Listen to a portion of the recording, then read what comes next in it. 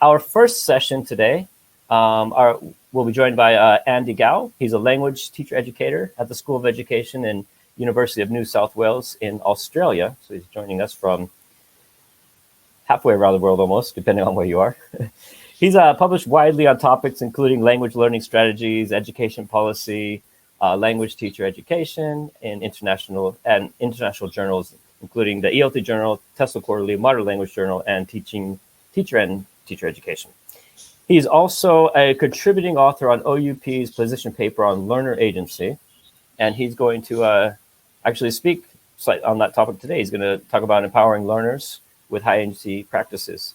So Andy, if you're ready, we'll go ahead and start your session a few minutes early. Yeah, sure. Okay, can you hear me? Yep, right. I'll hand it over to you. Thank you.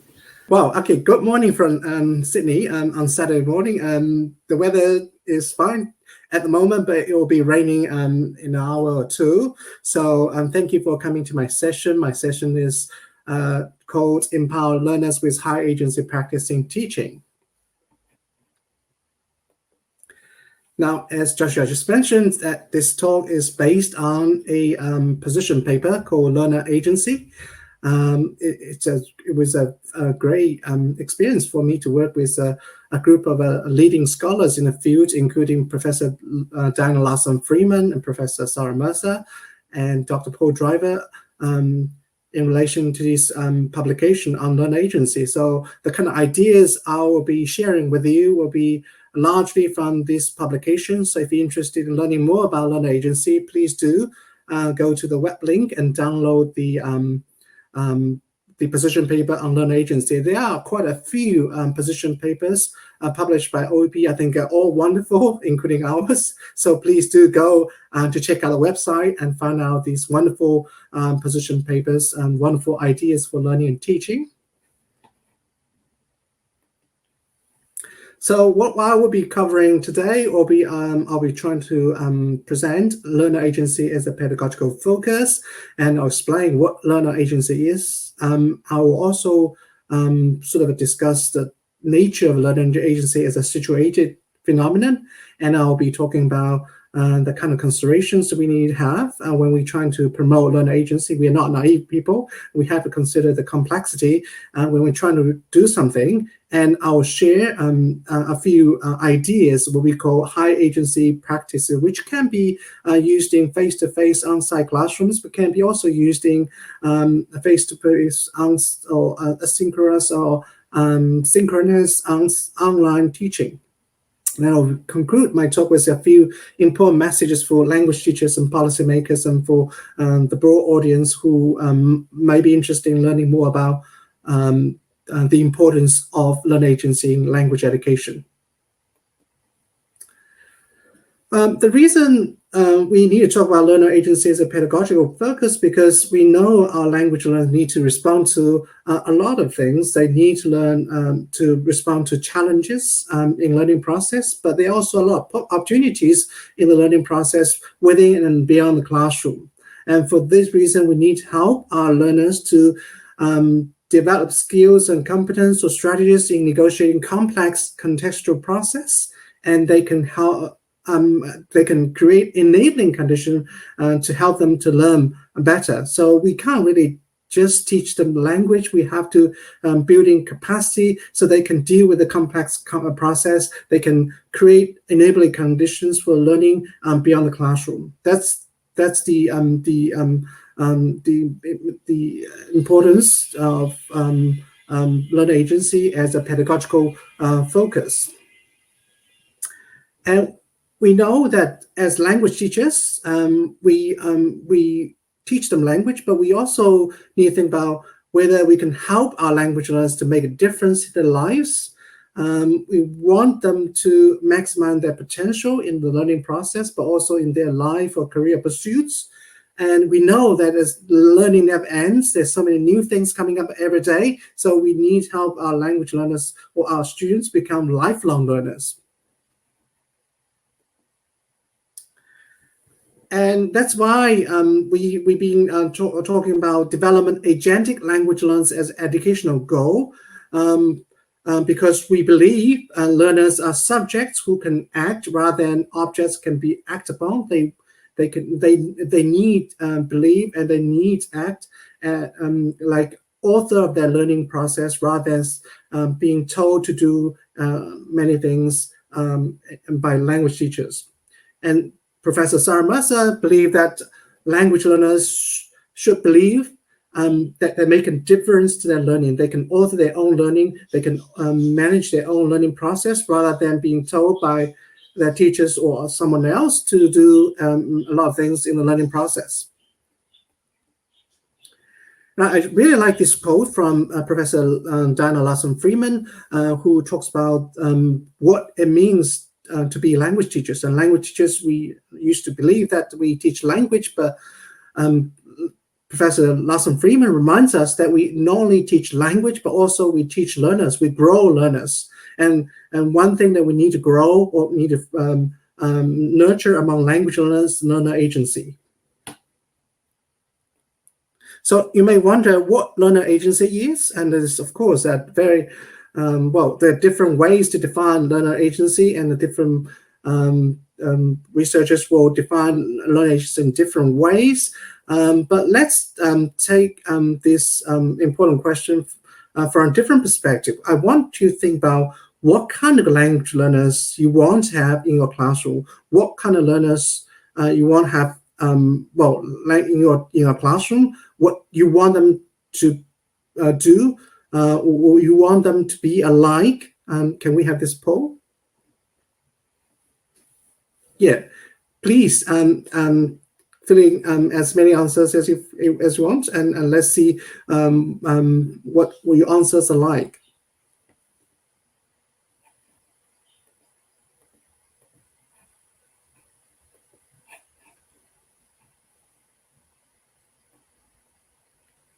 Okay, I guess this is to do with timing and the setup. In fact, we all different people may have different views, but I guess well, let's see the most popular response. We want our language learners to be confident and resilient. Yes.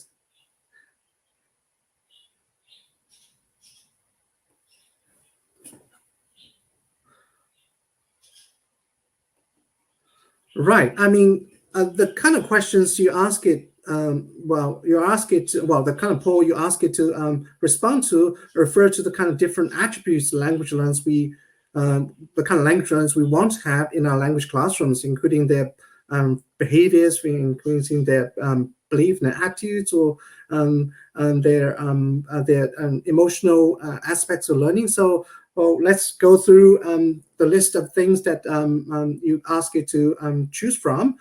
Basically, when we talk about learner agency, we talk about the feeling of ownership and a sense of a control of learning, but that sounds a bit abstract. That's why we need to break down into different aspects or different characteristics of the language learners that we want to have in our language classrooms. For instance, we would like to have our language learners to take initiative. I mean, we don't want them to be passive, always listen to our instruction, but we want them to take initiative in the learning process. We want them to decide what they want to learn, and then decide how they can pursue what they want to learn. And we want them to be able to seize opportunity for learning. If there are no opportunity for learning in the context, that we want them to be able to create opportunity for learning as well. And we want them to take risks. And there's so many stories about students unwilling to speak out in classroom because they don't want to take risks, and they fear that they will somehow make a mistake and lose their face in the classroom. So we want them to take risks, and we want them to be confident, but the confident alone is not enough. We want them to be resilient, because when something happens to them, they may be diffident, but they can quickly overcome the challenges that become confident again. So we want them to be resilient as well. And we want them to be able to adapt to the learning situations. For instance, during the pandemic, many language learners and many language teachers had to go through the process of suddenly switching to learning and teaching online.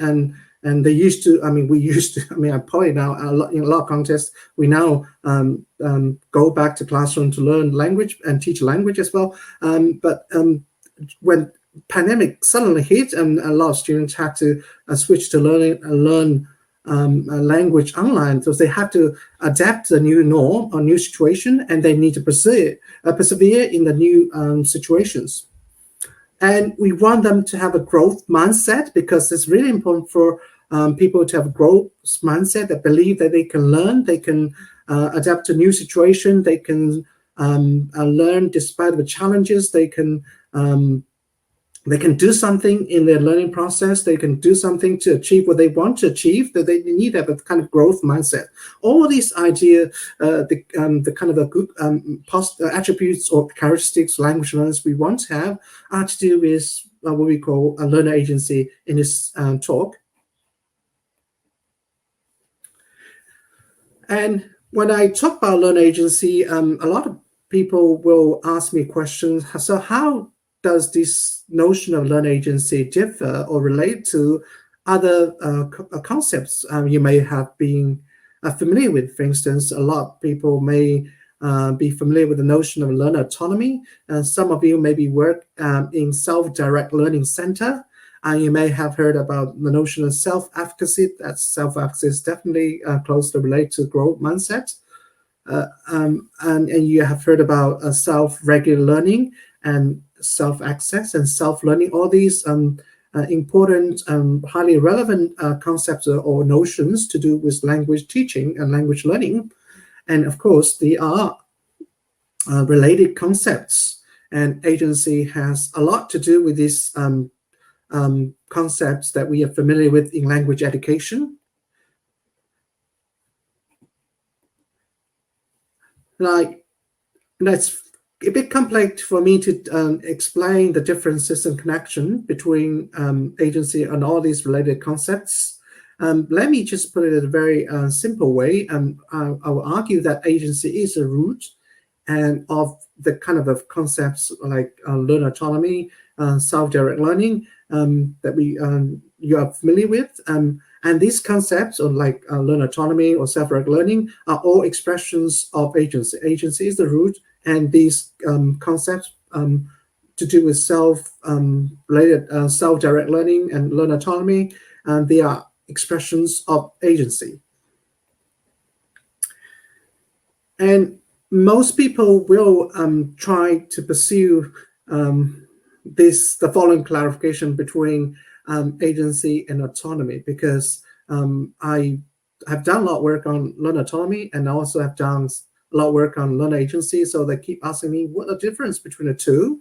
Agency and autonomy, they're really related, very close to each other. If I have to differentiate the two concepts, I would say agency is multi-dimensional. As I've just shown you, agency refers to different kinds of characteristics or features or attributes of a language learner in terms of their behavior, their emotion, their cognition. Autonomy will be much more focused on individual, and agency is also to do with the interaction between intrapersonal and environmental aspects. So I'll explain a little bit more to do with context and to do with the individual personal aspects of learning. And basically, agency will emphasize the notion of a socially connected learner. The learner is not an individual learner, is a learner in a context, in a social community, in a group. And we also need to remember, or it's very important for us to remind us that agency is somehow is invited, it's inside the learners. It needs to be nurtured in relation with other people, including other learners, or even with us, language teachers. That's why it's very important for us to consider the nature of a learner agency as a situated phenomenon. It's in a context. It's what we call spatial context. You have a physical context or with people, different stakeholders, and these stakeholders will have different kind of beliefs and attitudes. And in the context, you may have different kind of resources, including teaching materials. And the context, of course, will be evolving because over time, because at different times, you may have different stakeholders with different kind of beliefs and attitudes, with access to different kind of teaching materials. When we talk about stakeholders, we are talking about people like policymakers who make language curriculum will have significant impact on teaching. We also talk about school leaders who will implement these policies or curriculum. Again, their actions will have significant impact on our teaching. And we talk about teacher educators. We trying to help teachers or provide the kind of knowledge, skills, and opportunities for teachers to grow in relation to their teaching practice. And we also talk about the community that our schools or language classrooms are situated in. We talk about parents who will have a lot say in the learning and teaching process these days. And of course, we talk about students who are such important stakeholders in language classrooms, because we close the door of the classroom. We are language teachers are interacting with students, and through interacting with the students, they are actually interacting with the different stakeholders outside the classroom, including policymakers and school leaders and parents. And we know that these people will have different kind of beliefs and attitudes. Their beliefs and attitudes are likely to impact on practice, including our efforts to promote learner agency. And for instance, we really want them to have a growth mindset as well. If they believe all learners have the ability to learn and succeed, that will be very important for us when we talk about promoting learning agency. We want people to have mutually respect relationship. This mutually respect relationship is so important for us to build communities, and communities have played such an important role in our effort to promote learning agency. We want people to value outside school learning, so we can synergize the formal learning within the classroom and informal learning outside classroom together. And we also want to develop a set of common principles, and these common principles will be very important for us to building up communities and building up positive collective agency for us, so we can effectively promote learner agency through our pedagogical practice. And it's also important for us to talk about the resources and teaching materials available in the context. And we know that teachers play a very important role when we in teaching. When they use materials, they actually mediate between materials and learners. We use materials and we adapt materials into pedagogical activities to help our learners to learn the language, but we can also use the materials to help learners to grow their agency as well. Learners are also very important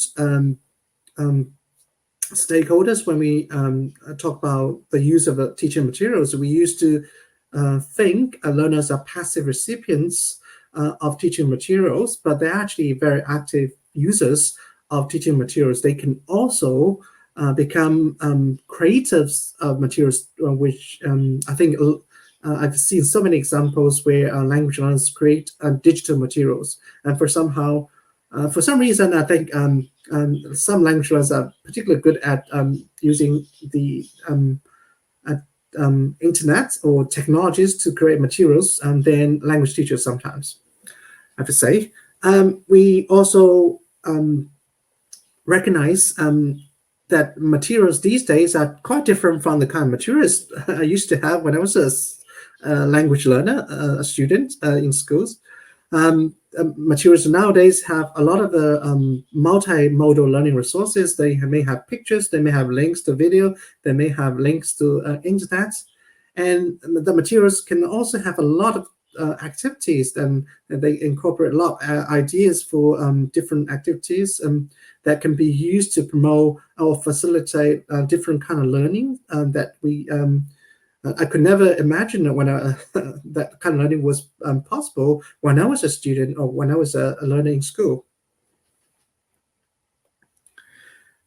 And it's also important for us to be sort of take a step back and be cool-minded, because when we talk about these learning resources, we talk about exciting opportunities. We talk about sometimes we have a term called affordances. When we talk technology, we talk about technology affordances, but we have to recognize that different learners will recognize and use different opportunities in the same context, because it's like a novice chess player. This is a lovely quote from Paul Driver, and he compares language learner with novice chess players and grandmaster. And grandmaster, of course, can recognize many possible game moves, but novice players could not.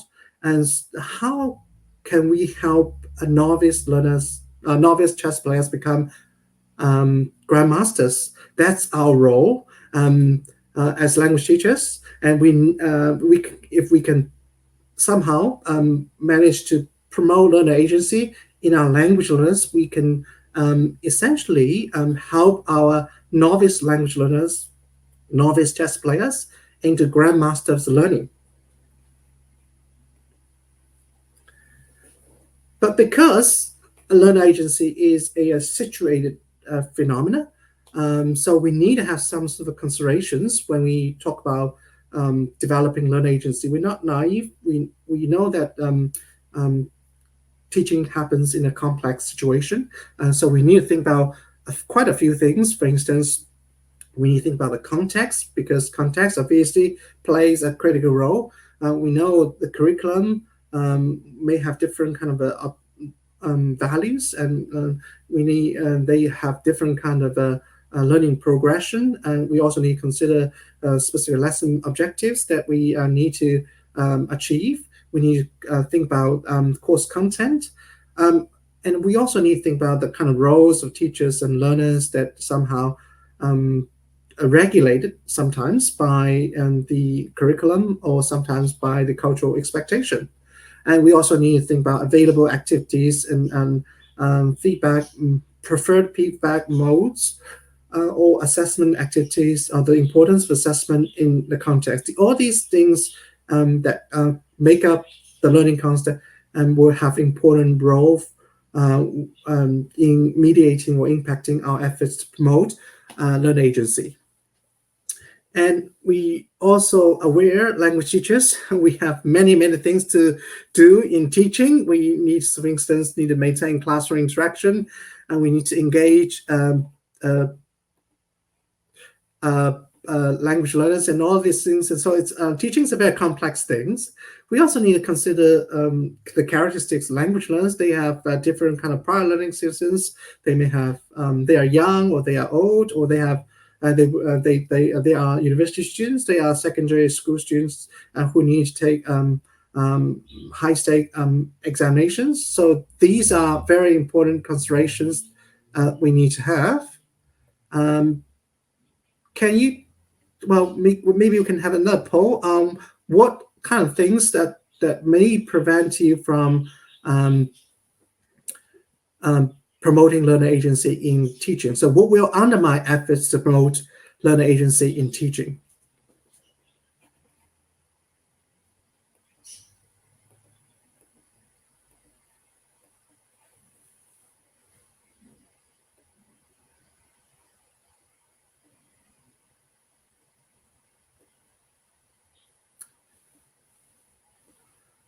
Thank you. Yes, sometimes we always feel not well prepared for doing things that we ask you to do. And then, of course, we are expected to teach in particular ways. And many of us teach in very challenging contexts, and especially during the pandemic, the whole situation becomes even more challenging. Looks like the expectation becomes the most popular response.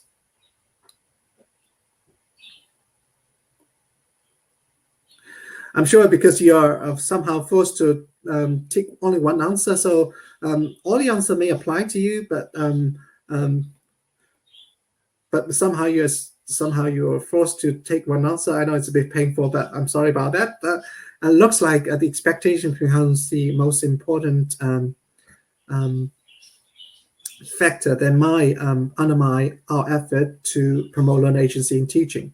So I'll close the poll now, and let's move on. Indeed. We can talk about the kind of a cultural or social expectations, in particular in certain contexts, there's some sort of a cultural learning, which means that you are somehow expected to teach in particular ways by cultures of tradition, cultural tradition of this group of students, or in this particular context, could be institutional culture. So expectations are very difficult for us to manage and negotiate.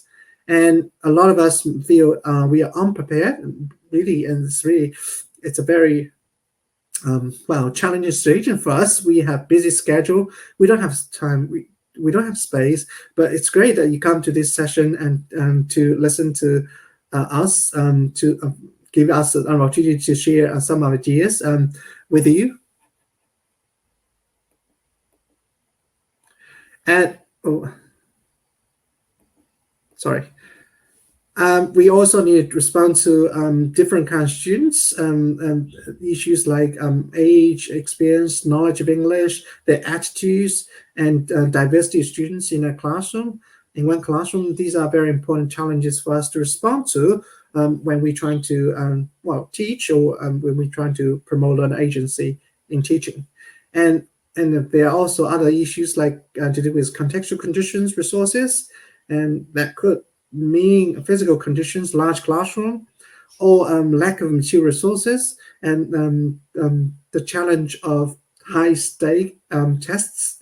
All these very important, significant challenges for us when trying to promote learner agency in teaching. Let's also try to explore some sort of solutions. For instance, when we have to respond to cultural and social expectations. I'm just wondering, it might work, it may not work, but I'm just wondering whether it's possible, for instance, if students expect us to teach particular ways, can we engage students with these popular beliefs explicitly through discussion, or in search for alternatives? So if you can get them reflect or share their views, and then try to encourage them to think about some sort of alternative views on teaching, would that be possible? And for teacher development, it's really important that we create space and time for teachers to explore how they can promote a learner agency in teaching. That's our suggestion, but you may have other ways of other strategies to respond to the challenge related to teacher development. So our ideas is maybe we can have some sort of teacher-led inquiry groups, or we can encourage teachers to do action research or exploratory practice. If not, these ideas are possible, but at least I encourage you to come together and join social media or social media groups to discuss teaching issues or ideas to do with learner agency promotion. I mean, we don't really need to have a big thing. So sometimes you just need to listen to some sort of pedagogical ideas or activity. You realize that these ideas and activities can help me to teach well, and also these activities can help me to help learners develop their agency.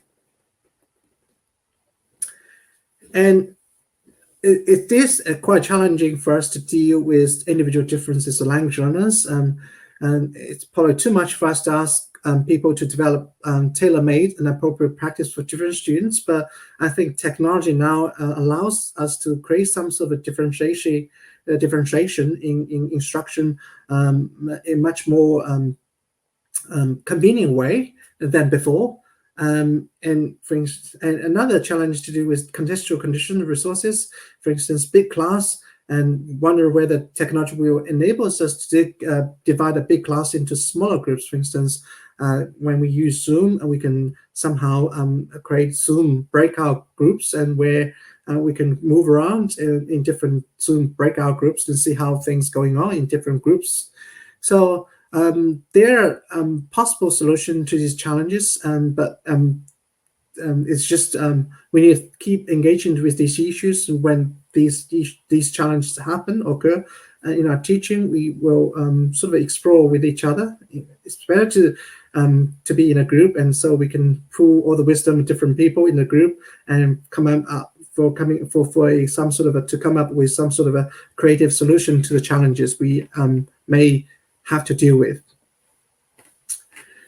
Okay, now here are some ideas, but I just want to do a check whether any of you have tried or heard about these pedagogical strategies. And these are just simple ideas that we have in our mind that will we think that these pedagogical activity will help students to develop agency.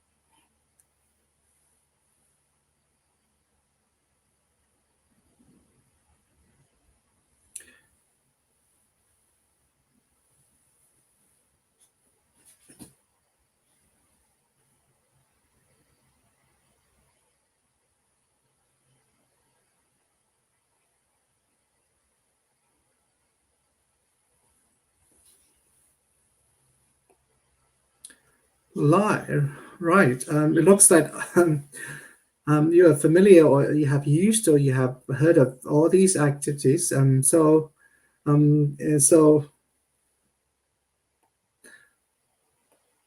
now these pedagogical activities or strategies are what we consider as high agency potential activities. That means that if we use these kind of activities, we will likely to create opportunities or invite learners to exercise the agency and help them to grow their agency. So I'm very happy to see that almost all these pedagogical activities being ticked.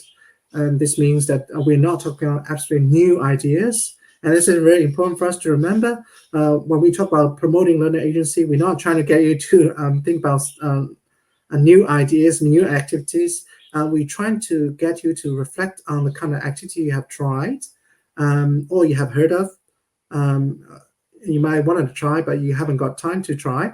And think about how these ideas will help you to promote learner agency. Instead, I give you a list of new pedagogical ideas. And once you discover you already start doing something, and what you need to do is, of course, you do this activity a bit more, the kind of activity you used to do, or you have already been implementing in your teaching a bit more in the future. Basically, you are, if you are implementing these activities, the kind of activity you're already implementing yourself, a bit more in the future, you are create a lot of opportunity for your students to exercise agency and grow their agency. So, okay, let us just go through this activity one by one. For instance, the first one, invite learners or students to set learning goals for self-regular learning. Now, a sample tool or sample tools, one of the sample tools is called KWL method. It's not my own idea. It's very, I think it's, if you Google KWL method, you'll find a lot of the sample activities like this to do with KW method. Basically, I believe this activity could be suitable, maybe suitable for learners at different levels. You can adapt the use of the KW method for online activities, especially if you can create a space where language learners can store different kind of a KW tables at different stage of learning, and then you can see the kind of growth they have, and it will make their growth quite transparent, explain for language learners as well. KW is basically 3 initials for 3 questions. So what I know, something to do with my own prior knowledge, prior understanding, or existing knowledge. W stands for what do I want to know, and means the kind of learning goals that language learners learn after lesson. L stands for I learned. It's the actual learning. L stands for the actual learning. So, and there might be differences about the goals they want to achieve and the actual learning that actually happen in in a lesson. And that kind of difference is actually quite important for language learners to notice, and that they realize that they can. There will be 2 different things. My goals could be different from my actual learning, or my actual learning could be different from my goal. And once they realize the difference, of course, they might figure out whether they want to put more efforts into learning what they want to learn, but somehow missed in the learning process. So it's a very simple, but I think useful activity for us to invite students to set learning goals for self-regular learning. The second, I think this most popular response from you, students generate learning content. And I include a few web links where you can get your students to generate learning content, but also include an example of a Japanese student talking about how to cook rice, or something that your students like to share with unknown audience in the world, let's say. But the students can also work together because they can check on each other's recording on something they want to share, and to figure out whether any improvement they can have to make their sharing much more accessible, or more motivating, more engaging. So it doesn't have to be an individual activity. It could be a group. Well, definitely it could be a group activity, but the group activity can also involve a lot of peer assessment, peer feedback kind of thing. So the students' general learning content would be very motivating, especially when you get responses from somewhere you don't expect it from response from. For instance, you post a video, and then the people in different parts will comment on your video on sharing, and the kind of a responses that students will get from people in different parts will be highly motivating, highly encouraging. Of course, there are risks as well. Maybe some response will be not so nice, and it's quite important for language teachers to be aware of the kind of negative responses that they may elicit from some people. And the third activity we call learning-centered teaching. Now, there used to be a debate where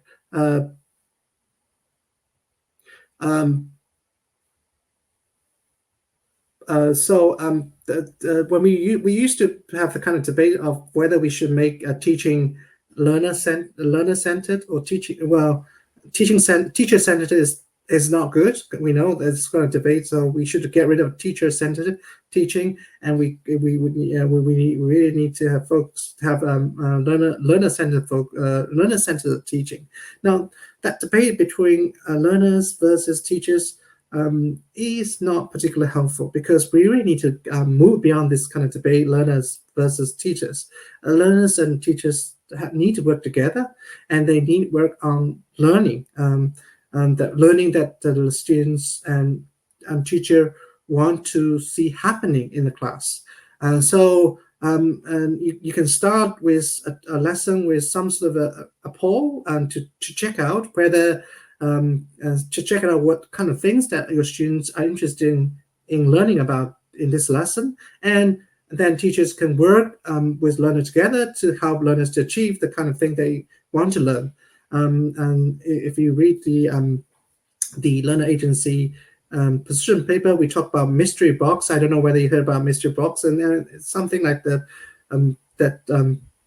a mystery that learners and language teachers want to work together in the learning process. So we need to somehow move beyond the kind of a debate or dichotomy of learner-centered and teacher-centered, and treat learners and teachers are collaborators in learning and teaching process. We work on we work together for learning-centered teaching.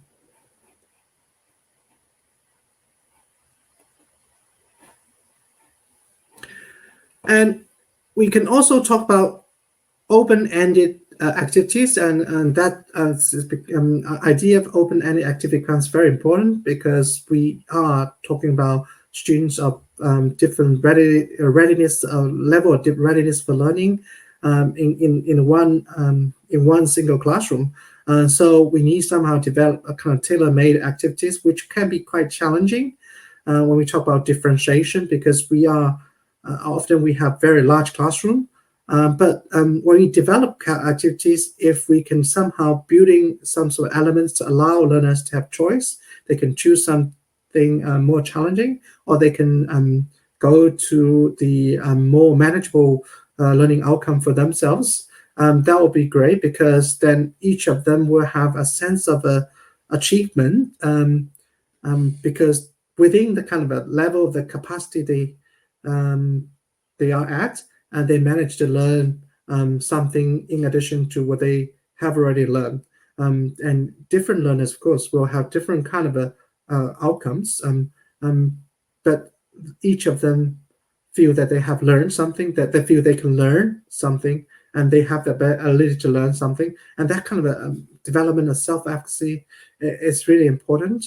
And the development of growth mindset in the learning process is also very important, because that will encourage them to continue investing efforts and time in the learning process. They can further grow in terms of their knowledge and understanding. And it's also very important for us to have a very supportive communities. And I think it's very important for teachers to have the supportive learning community for their professional practice and professional development. Learners will benefit from the kind of a supportive community as well. I think technology does help in this regard, because without technology, we can only interact with each other when we are in the same room face to face. But now with technology, even now I'm in Sydney, you in different parts of the world, Brazil, France, Japan, we still can interact with each other. And so it's really important for us to think about how technology can help us to create learning communities, and also communities for us to develop professional practice. And as I said, we should move beyond the kind of dichotomy of learner-centered and teacher-centered teaching. Learners and teachers should work together. So it's very important for us to think of ways that we can explore answers to questions together.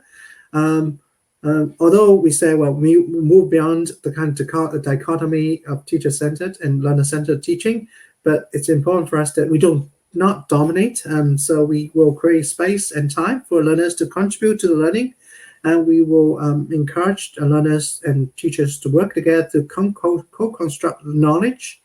And by doing so, we help them, our language learners, to see they can contribute to learning and teaching. As one example, when a student teacher, because I'm responsible for arranging professional practice for our student teacher at School of Education. The student teacher told me a story when she was in a classroom, in a primary classroom, when you have this English as additional language students talking about, well, the lesson topic is talking about animal. And that ELD student, what we call ELD, English as additional language and dialect student, mentioned an animal called liger, Liger. And first response the teacher had was, this student must have a spelling mistake. It's tiger, it's not liger. So he sort of politely pushed the student away, and then after a while, and he check up after lesson. He check up this word because the students still keep saying liger, and he check out liger, and he realized the liger is actually a very unique animal. It's the offspring of lion and tiger. So we have a strange animal born of lion and tiger and becomes a liger. So then she realized that the student actually has a lot of knowledge that we don't have, and from then on, he really recognized it's really important to recognize the kind of expertise and the students bring to classroom, empower, to give them opportunity to share their expertise and knowledge, and through this kind of learner empowerment, and then learners and teachers can co-construct knowledge. It's not just teachers teach knowledge, learners can co-construct knowledge as well. And of course, this is with the help of internet, and she realized that there's a strange animal called liger instead of treating liger as a spelling mistake. Another pedagogical activity we can think about is called learner-driven feedback. I think that's a favorite from activity from Dr. Paul Dry.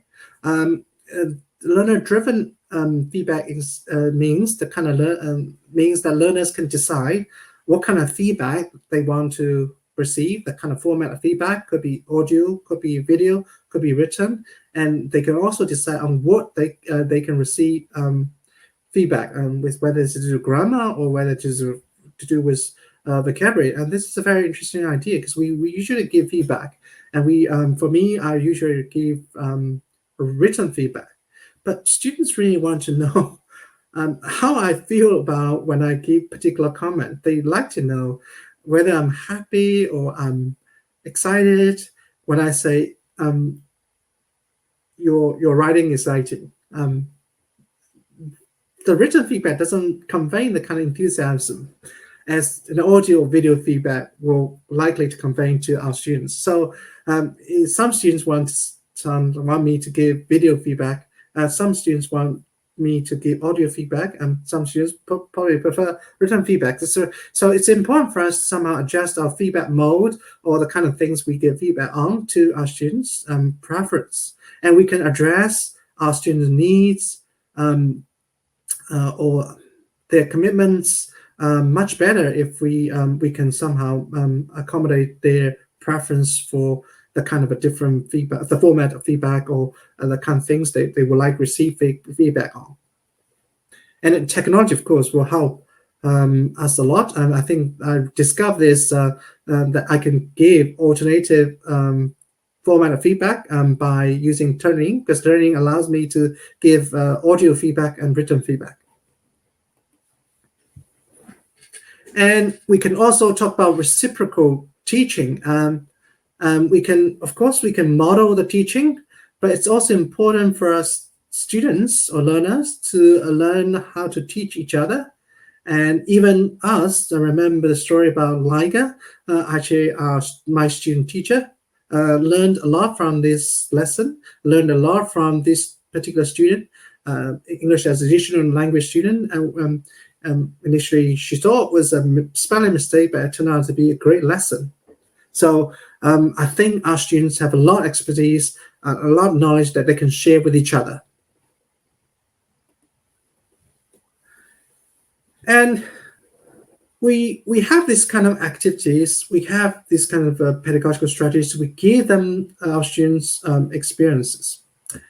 But it's not sufficient for us to just give them experiences. We need to get our students to think about their learning. It's very important for them not only just experience the kind of opportunities we provide to them, but we also need to somehow encourage our students, our learners, to reflect on their learning progress.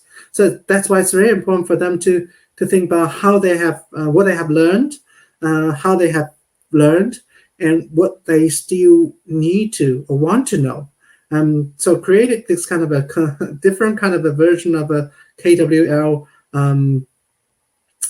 table, get them to think about their learning progress, I think will be very important for them to discover they have learned much more than what they think they have just learned. Now, it's equally important for us to think about our teaching and to think about what have I done well when we try to promote learner agency. We implement a particular pedagogical activity, something we are familiar with, and we now implement with an awareness that we use this activity to promote learner agency. So it's not enough for us just to do it. We also need to think about our teaching as well. So what have I done well? What do I need to work on? So these are important questions for us to think about when we try to implement some activities in promote learning agency. We do not just learn. We do not learn from experience. That's John Dewey. We learn from reflecting on experience. So experience opportunities are not sufficient. We need to invite us and our learners to reflect on their teaching and learning, on their experiences. Okay, I think that's almost the end of my talk, but I would like to conclude my talk with 4 important messages regarding to language learner agency. Now, this first message is for us, and it's for us. It talks to language teachers that what we like to achieve in language teaching. I want emphasize that learners with sense of their own agency are more likely to be engaged and invest in their language learning. So that's the kind of learners we would like to have in our classroom. So it's important for us to have these kind of learners who has a strong sense of their own agency and who will be heavily engaged, invest in their language learning. That's the kind of learners we would like to have. So it's important for us to talk about learner agency and to promote learner agency so we can have these kind of learners who are fully engaged, invest in their language learning. Second is again for language teachers, and don't think that when we talk about learner agency, that means this means that we don't need to do anything. We just let learners to grow in terms of agency. We do play an essential role in facilitating the development of learner agency because we provide opportunities for students. We invite them to exercise their learner agency. We invite them to reflect on their experiences because I just said, opportunities or experience are not sufficient. We need to get students to reflect on their experiences and reflect on their opportunities. So they need to think about what they have gained, how have they gained, or they still need to learn. And so that by doing these sort of things, that they can somehow develop or grow their agency. So we play a very important role in facilitating the growth of learners' agency by doing a lot of things, a lot of important things in a teaching process. And it's also very important for us to remember that this is a message for not only for language teachers, but for all people who are interested in learning about learner agency, including policymakers, school principals, or administrators, or parents. That agency does not reside solely in the learner. It is negotiated and is supported by all stakeholders in the ecology. All stakeholders mean different people in the same learning context, including policymakers, principals, administrators, teachers, textbooks and material developers, publishers, parents, teacher educators, and of course, students also need to be aware that agency is inside them, but its growth needs to be supported by other learners and other people in the same ecology as well. So it's really important. It's everybody's job. It's not just language teacher's job. In the previous slides, I worry about language teachers thinking, well, I have no job, I have no role to play. But now another stream is that people think, oh, it's language teacher's job and it's not my job. It's just language teacher's job. It's not. It's actually everybody's job. And learner agency is negotiated and supported by all stakeholders in the same ecology. And of course, this is significance of our work, our efforts to promote learner agency, because if we try to promote learner agency in teaching, because then we have students who are well prepared, not only for success as language learners, which is important for us. We want successful language learners, but they also are well prepared for the challenges and opportunities in life beyond the classroom, in the present and the future. This is really important for us to achieve. Thank you.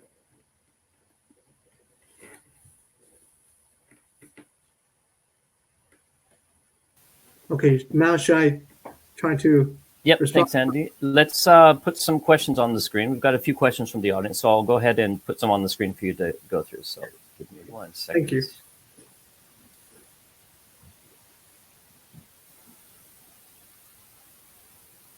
Yeah, I think I explained that it's related. I will argue that the learner agency is the root of self-direct learning and autonomy. Autonomy or self-direct learning tends to focus on individual learners and self, but learner agency is more to do with kind of developing a collaborative ecology, community, supportive community, so that we can have opportunity to invite learners to exercise the agency and grow their agency. Agency is within language learner, but we need to create in a supportive ecology, community, an opportunity for them to exercise and grow autonomy. Thank you, Sharon.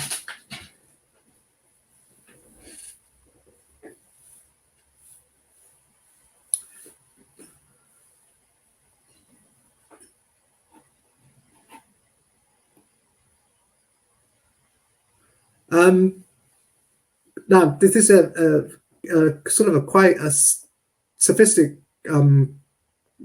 question. Well, we know the agency has a starting point in individual learner, according to what I know or read about the literature, but it needs to be somehow nurtured. So we need to create opportunities for them to exercise what is inside them, and then to grow gradually. So it is, you can say, what agencies could be seen as a long-term personal learner achievement as learners advance in the process, but it has the language learners' growth of agency needs to be facilitated by the ecology, and which language teachers play a very important role in providing the kind of a learning ecology, so we can create opportunities for them to exercise agency, reflect on the experiences, and then grow agency. Thank you, Sharon. Cynthia.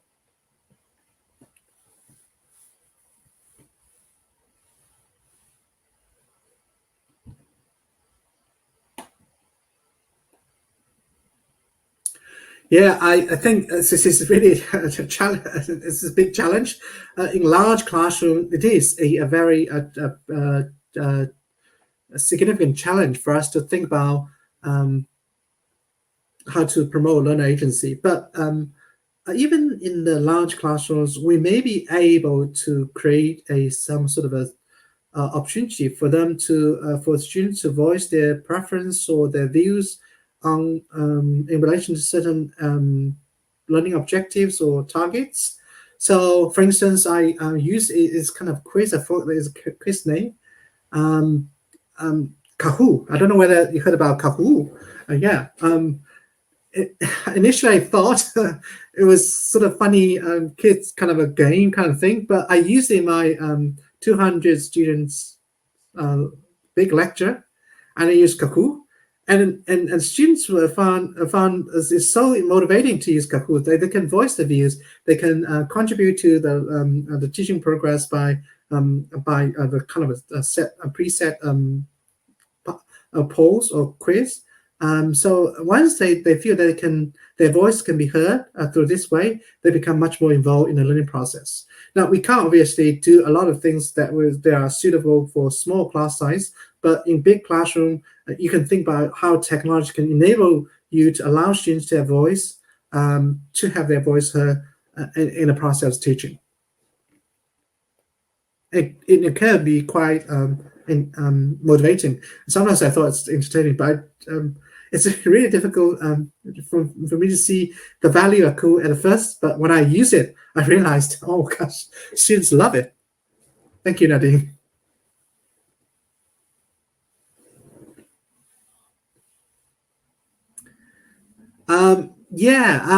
You can. This is also a very important question.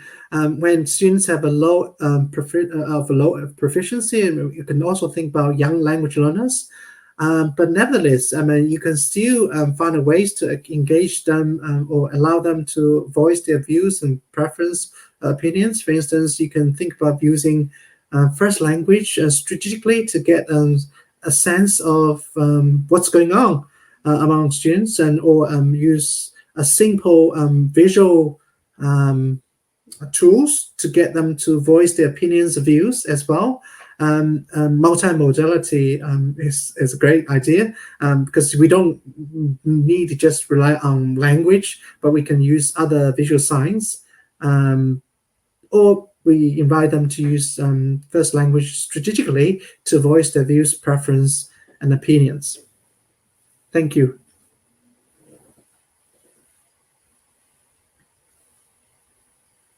Okay, move on to next question.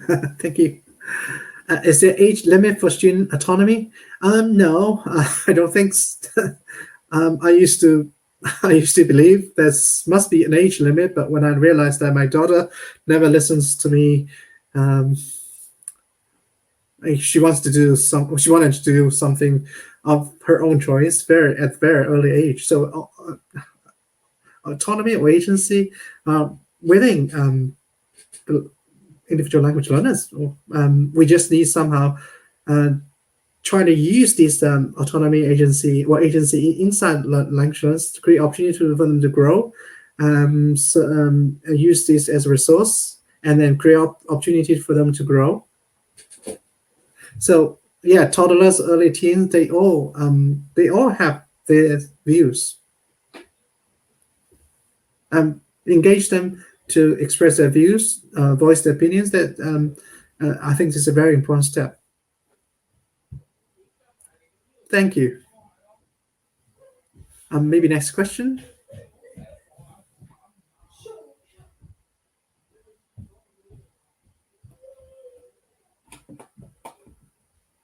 I think the successful use of language will definitely enable language learners to believe that they can do something. Yes, it is related, but it doesn't mean that you have to become successful users of the language before you can have high agency. I think somehow when we talk about agentic language learners, they feel they can learn. They can set up, endure the setup, the setbacks, and they can create opportunities for learning. And in order for them to improve their language use, so I would say agency could be a starting point instead of it happens before the successful use of language. And then definitely, if we create opportunity for them to experience successful use of language, will give them a sense of that they can learn, and they have a very strong sense of self-efficacy and growth mindset, and that will help them to grow their agency. Yeah, thank you. I see some in the chat, and reflection is the core of our job. Yes, absolutely. How far will learner agency work when students are below agency? It will still work if we use our prompts strategically. As I mentioned earlier, we can use, first language and use visuals to still to encourage students to voice their views and opinions, preferences that we can somehow accommodate in teaching. Thank you. Okay, it's almost the end, right? Yeah, I think we've just come to the end of the session. So thank you very much, Andy. Everyone, please join me in thanking Andy for his wonderful session. I hope everyone got a lot out of it. So thank you, Andy. And we hope to see you again at another event soon. Okay, thank you.